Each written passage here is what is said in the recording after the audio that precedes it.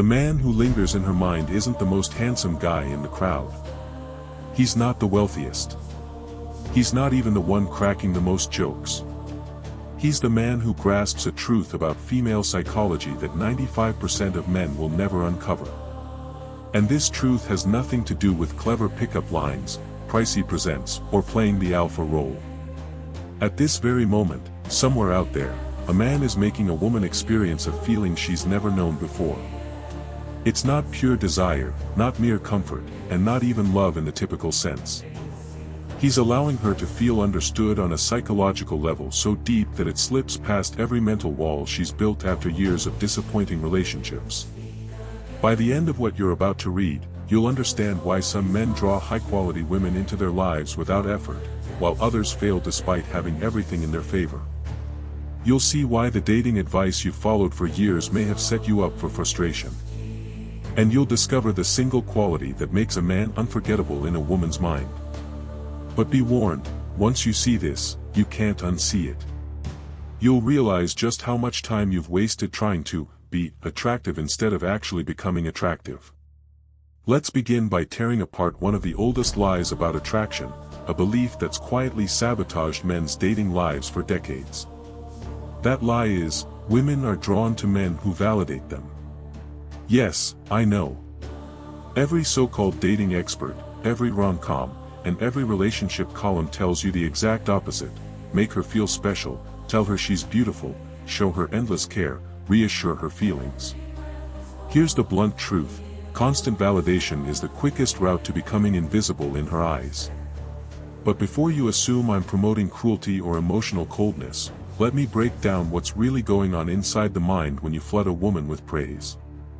Dr. Robert Cialdini's studies on influence reveal something surprisingly counterintuitive about human behavior. We place the greatest value on the things we have to earn. If something requires no effort to obtain, our brains automatically assign it less worth. This isn't a choice, it's hardwired into our reward systems. When you hand out validation without hesitation, agreeing with every word she says, endlessly complimenting her looks, making it obvious you're desperate for her approval, you create what psychologists call cognitive ease. In that state, her brain registers your attention as low value because she didn't have to work for it at all. But here's where it becomes truly fascinating: men who naturally attract women, the ones described as different or intriguing, grasp a deeper psychological truth. They realize women don't long to be endlessly validated for who they already are. They want to be inspired to grow into who they could become. Let me paint a clear picture. Imagine two men meeting the same woman at a coffee shop. She casually mentions that she's a graphic designer. Man A, the validator, instantly replies, "Wow, that's fantastic. You must be incredibly creative. I bet you're amazingly talented. That sounds like such an awesome career." Man B, the challenger, smirks slightly and says, "Graphic design, huh? So you're one of those people who believes picking between 12 shades of blue counts as a creative breakthrough? Interesting. Tell me, what kind of design work actually pushes you to your limits?" Man A's words lock her into her current self-image, telling her she's already at the top of her game. Man B's comment, however, quietly suggests she may have room to grow, and gives her a chance to prove him wrong. Now ask yourself, which one is she still thinking about 3 hours later? This has nothing to do with being rude or dismissive. The real secret is that attraction grows from psychological tension, not from constant comfort. The Stoics knew this long before psychology put it into terms. In another context, Seneca wrote, "Every new beginning comes from some other beginning's end." In the realm of attraction, that means for something truly exciting to spark between two people, something else has to shift, specifically, a woman's certainty about who she is and what she wants. The men who linger in a woman's memory are those who gently shake up her self-perception in ways that encourage growth, not the ones who simply echo back what she already believes about herself. Most guys are so terrified of rejection, so hungry for approval, that they morph into psychological mirrors, reflecting back exactly what they think she wants to see and hear. But mirrors don't inspire desire, they breed monotony. A man who understands this does not settle for validating women, he pushes them higher. He notices potential they haven't acknowledged in themselves, and refuses to indulge the limited version of their identity they've grown comfortable with. And that, gentlemen, is where genuine attraction truly begins. Meet Sarah, a high-achieving attorney, razor-sharp, accomplished, and used to being in control of every aspect of her life. She's dated lawyers, doctors, entrepreneurs, men who seemed like perfect matches on paper. Yet she's never experienced that magnetic pull, that restless curiosity that keeps someone constantly on her mind. Then, one day, she meets Jake. Jake isn't a corporate powerhouse, he's a carpenter. He spends his days building custom furniture, lives in a repurposed warehouse loft, devours philosophy books during his lunch breaks, and holds strong opinions about topics Sarah has never even considered. When Sarah vents about her high-pressure cases, Jake doesn't rush to comfort her or hand her ready-made solutions.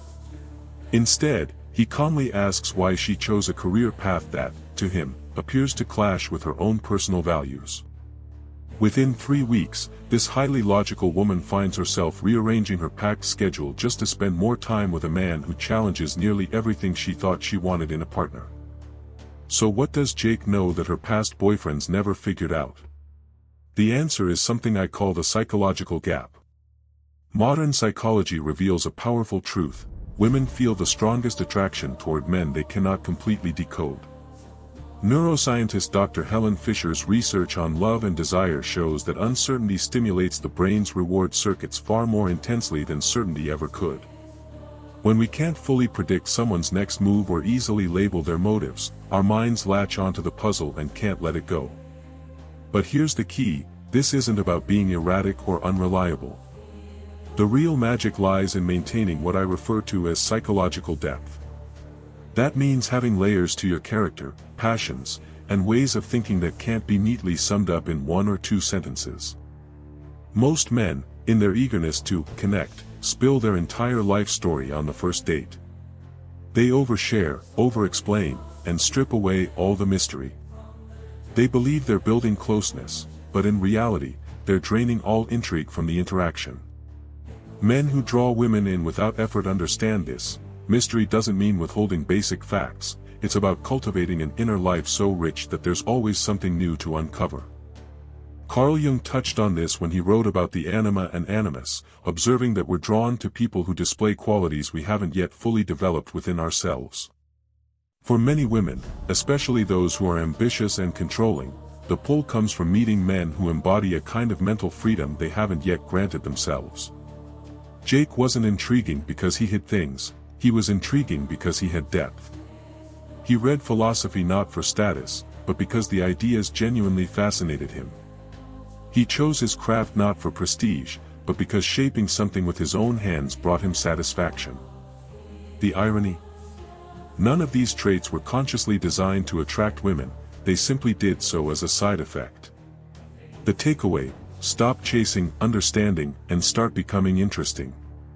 When she asks about your work, go beyond the duties, talk about what excites you, or what's currently shifting your worldview. When she shares a problem, skip the knee-jerk advice and instead pose questions that lead her to see it from a new perspective. The psychological gap is not about emotional distance, it's about being fully present, yet never entirely predictable. It's about interacting with her in ways that spark curiosity instead of feeding certainty. Think of the people in your life who fascinate you most.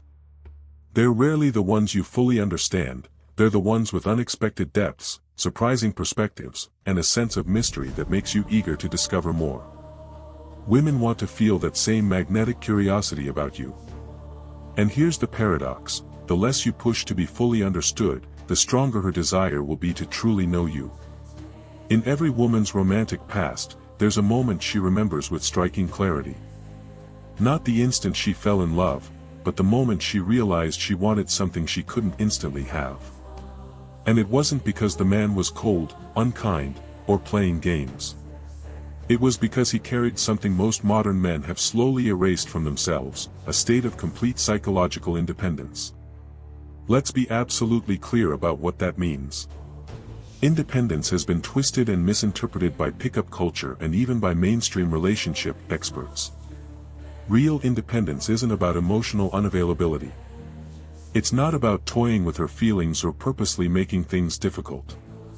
And it's certainly not about pretending not to care.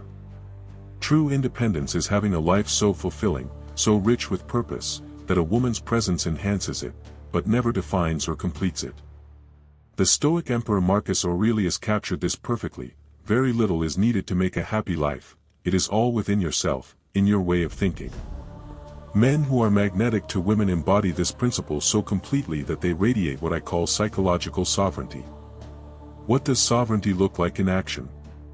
You have goals and passions that exist completely outside of your romantic life. You make choices based on your own values, not on what you think will attract or keep a woman. You have a vision so compelling that you would follow it whether you were single or in a relationship. And above all, your sense of worth is not tied to a woman's approval. This last part is where so many men crumble. They rely on women for validation in every area: appearance, decisions, even their sense of self-worth. They bend their opinions to match hers.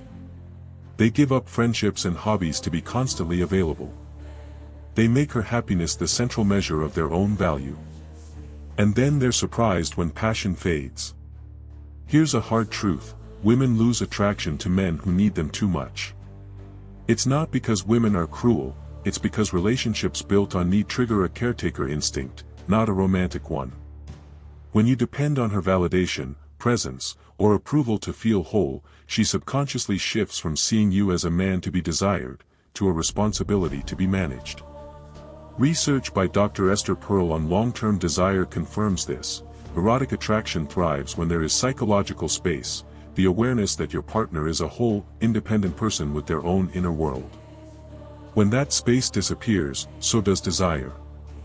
Men who hold on to their sovereignty don't do it as a tactic to attract women. They do it because they understand something deeper about love. You cannot truly love someone you need, and you cannot be genuinely loved by someone who needs you. Here's the paradox that quietly destroys most relationships: the more you try to secure love by making yourself indispensable, the more you ensure you'll eventually be taken for granted. The sovereign man loves from abundance, not from scarcity. He chooses a woman because she enriches his already purposeful life, not because she's the missing piece of it. And women can sense this instantly. When she meets a man with his own mission, values, and fulfillment, something ancient stirs in her.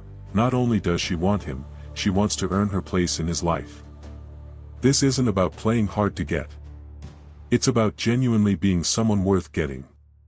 And here's the ultimate irony: the less you need someone's love, the more freely it tends to be given.